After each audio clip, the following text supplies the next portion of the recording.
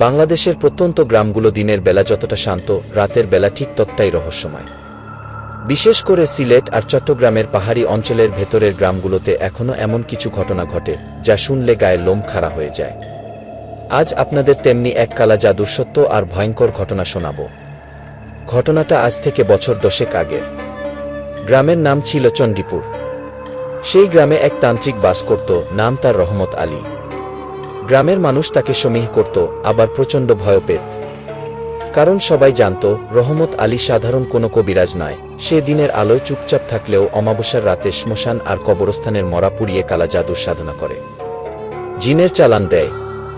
সেই গ্রামে এক বনেদি গৃহস্থ বাড়ি ছিল, চৌধুরী বাড়ি।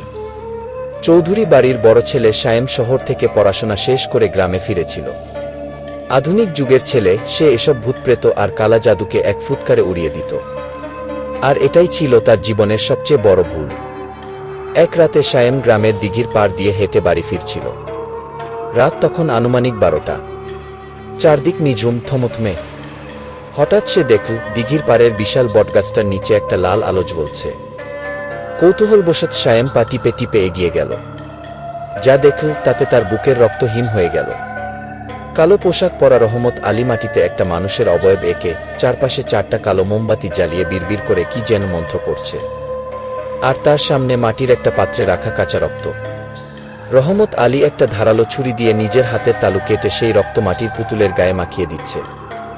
সায়েম ভয় পেয়ে যেই না একটা পা পেছনে বাড়ালো, অমনি একটা শুকনো ডাল ভেঙে শব্দ হলো।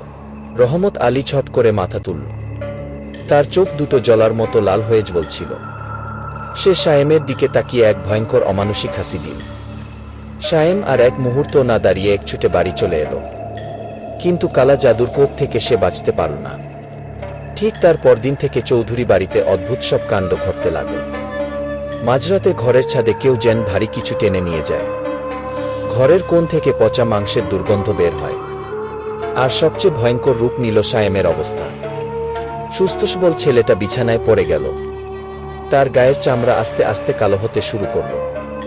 মাঝরাতে সে ঘুমাতে পারত না। চোখ বড় বড় করে ঘরের সিলিংয়ের দিকে তাকিয়ে কার সাথে যেন ফিসফিস করে কথা বলত। কখনো কখনো সে এমন এক ভাষায় চিৎকার করে উঠত যা এই দুনিয়ার কোনো ভাষা নয়।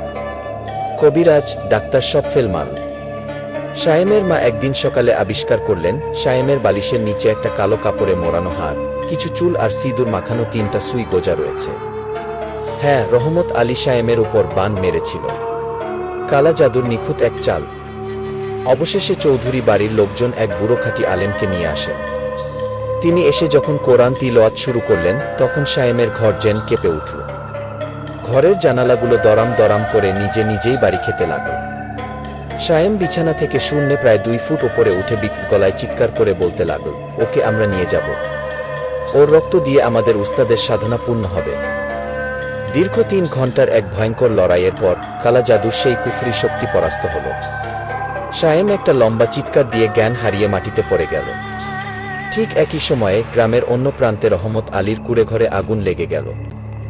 আশ্চর্যের বিষয়, প্রতিবেশীরা যখন আগুন নেভাতে গেল তারা দেখল রহমত আলী ঘরের মেঝেতে মরে পড়ে আছে, আর তার পুরো শরীরটা ঠিক পুতুলের মতো কালো হয়ে কয়লা হয়ে গেছে। যেন নিজের করা কালা জাদুই উল্টো তাকে গ্রাস করেছে। সায়েম সে যাত্রা বেঁচে গিয়েছিল ঠিকই, কিন্তু আজও অমাবস্যার রাত এলে সে ঘরের বাইরে বের হয় না। কালা জাদুর সেই কালো চোখ দুটো নাকি এখনও তাকে অন্ধকারের ভেতর থেকে ডাকে। রহমত আলী ছট করে মাথা তুলল। তার চোখ দুটো জলার মতো